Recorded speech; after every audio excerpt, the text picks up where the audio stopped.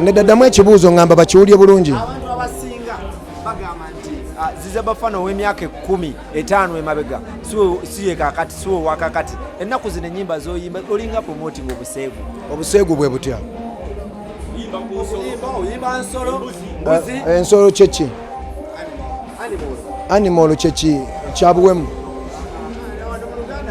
lwaki anti nedda kyembasaba nedda kyembagamba banetutereere bw'obanga obwongo bwo bwavaako nga wagwenyuka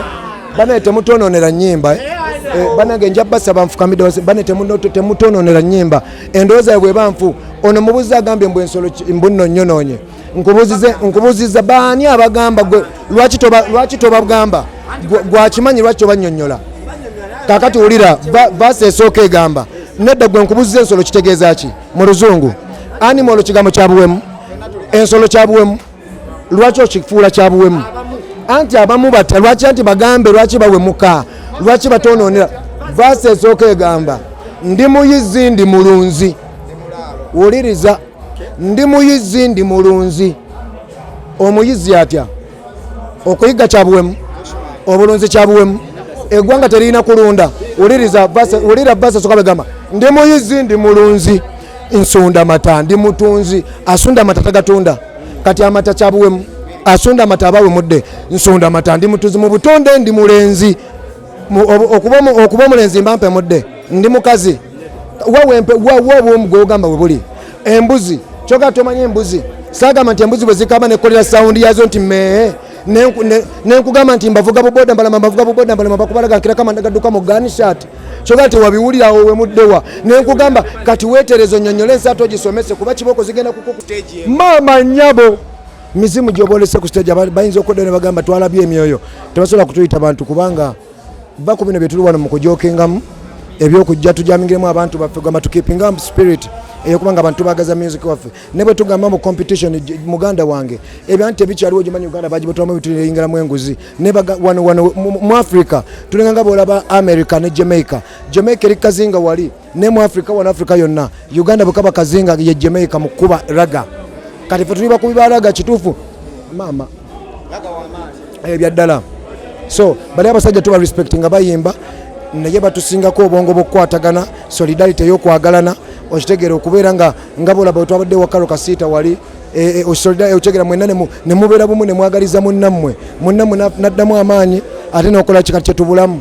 naye ng'ate wano mu by'okuyimba ne bali bayimbi naye mululuka mbabuulire waliwo kye bayita okugira naye mujja kitegeera kuba ensi eri mugenda maaso tedda mabega bye tujja otutegeera katubireke mu bigambo ababikkiriza babiraba abatabitegeera bajja bitegeera mu maaso ababikkiriza bwebala ate n'ababitegeera babiraba nti tuli bakabi naye nga mu kyonna kyekiri ffenna katonda tuna tuli bakabi ne bali bakabi naye twasukka.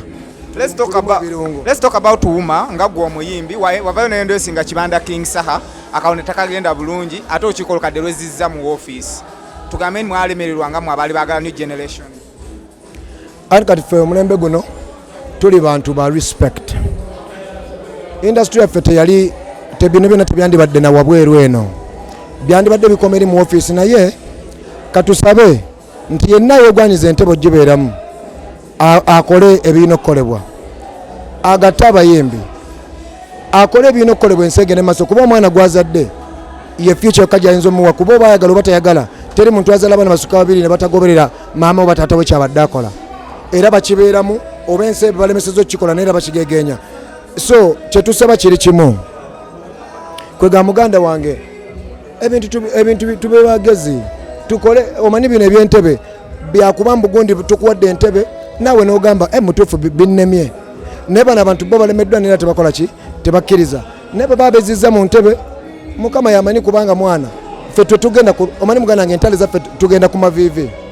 so byonna ebintu ebituukawo temwewuunya kuba bwe tugenda ku maviivi ne tugamba mukama bino si bituufu kuba tuli mu nsi ya ddembe ensi ey'okuteeseganya ensi ey'okubeera nga tulina okupreachinga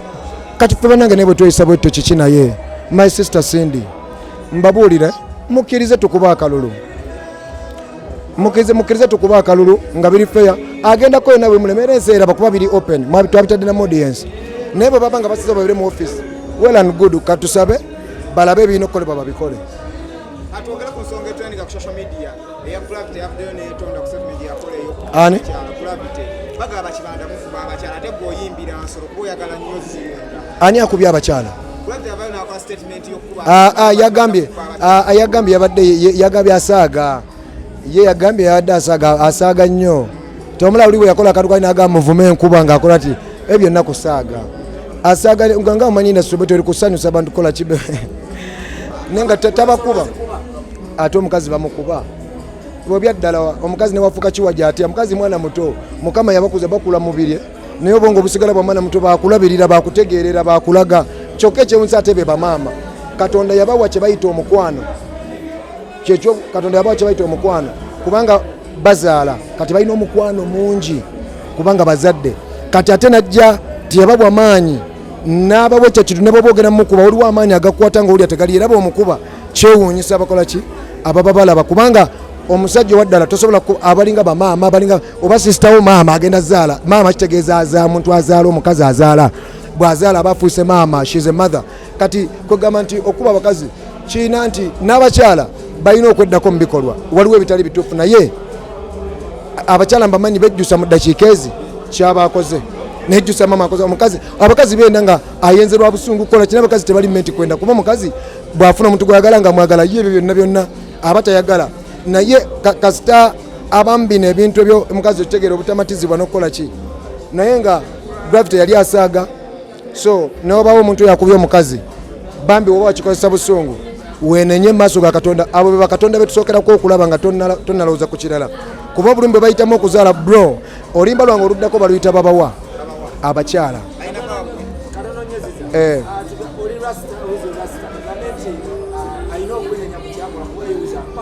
era yakyenenya kubanga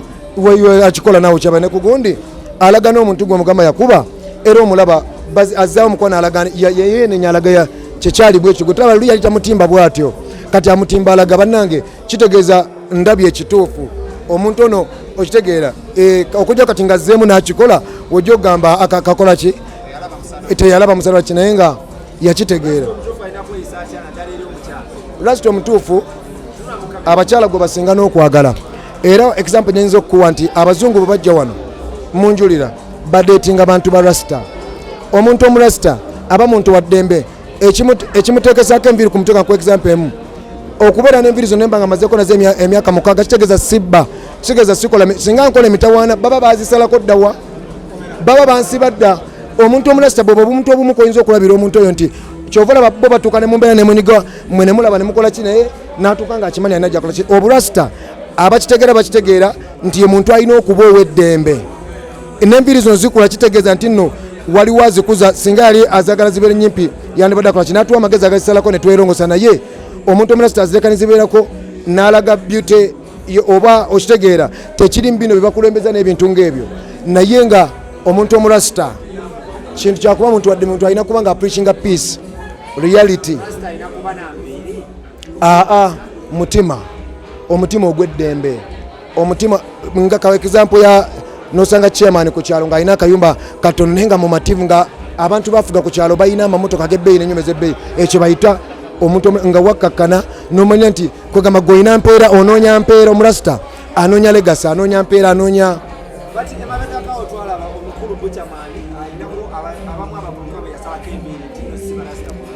okusalako enviiri tekyala nti olaba mulasita abo abamu baba bakoppa ngera omanyi abantu tuli ba role model abantu abasinga okuba n'omwoyo gw'endongo bakyabakubala gono alimu ekintu ekyankalanya batera okubeera ne dread yaabwe ng'agikoze kati nga nayo kiri part of okweyagala kwe okitegeera bw'agiwuba bwati dread yawulira nga okitegeera anyumira obulamu nga bukola ki bwe bulamu bwe okitegeera so kati nga omanyi abantu olwokuba babulwa ebyokola oli najja era n'akuteekako n'akirwanyisa mu bigambo bye oba n'akiremesa kabum okitegeera ra nabayo okitegedde naye nga omulasa muntu wa ddembe